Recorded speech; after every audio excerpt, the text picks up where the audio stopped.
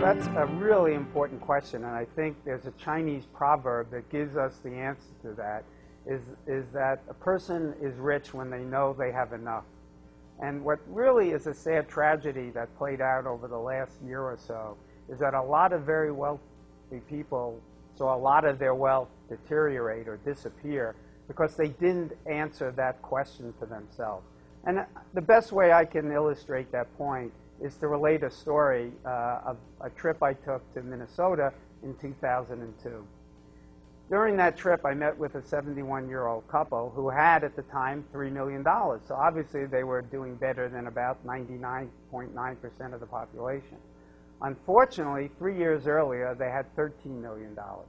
Now, it's obvious that the only way they could have lost that much money is if they had basically an all-equity portfolio.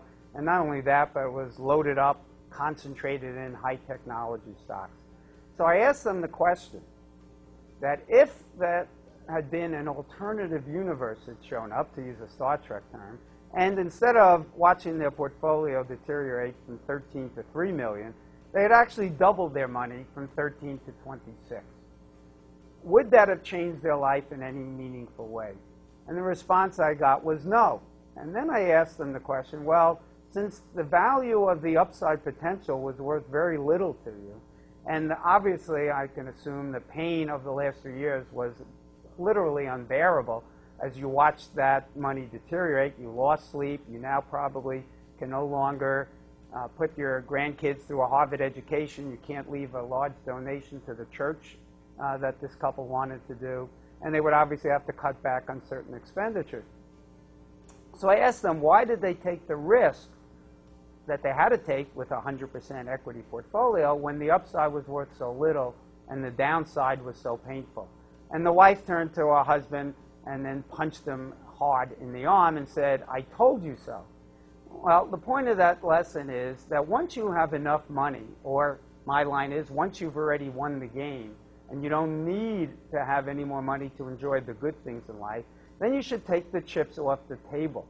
And you should really cut down dramatically on the amount of equity risk that you take.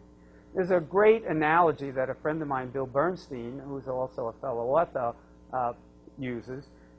It's an analogy to Pascal's wager. Pascal asked the question that since we cannot ever know whether there is a God or not, how should one act? And he points out, Pascal did, that you should think about the consequences of being wrong.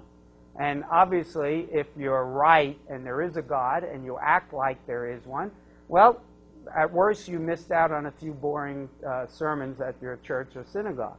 On the other hand, if you act as if there is no God and you turn out to be wrong, you're damned to burn in hell for eternity. And the consequences there are too great to contemplate. And therefore, you should act as if there is a God, whether you believe there is one or not, because you could be wrong. The same thing is true when it comes to investing then. If this couple had taken their $13 million and invested it all in municipal bonds, or even cut back well before it ever reached that level, the worst thing that happened is they would have earned 4 or 5% returns, and they'd be in very good shape.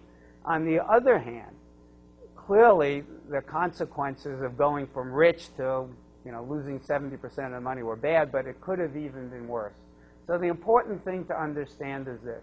Once you have enough money so that you enjoy the good things in life, you have your health, your family, the good things in life really become very cheap. Reading a good book doesn't cost you much. You can go to the library even. Walking along the beach doesn't cost much if you live near one.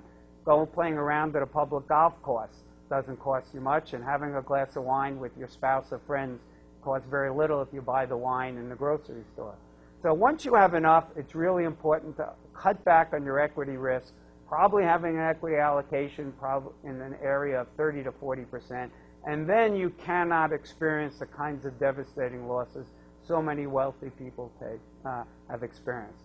And I'll add this closing point. So many wealthy people have gotten wealthy because they took big risks, so they're used to dealing with them. But they need to understand that the strategy to get rich, which is to take risks, is entirely different than the strategy to stay rich, which is to preserve capital. And you do that by minimizing risks, diversifying, and not spending too much.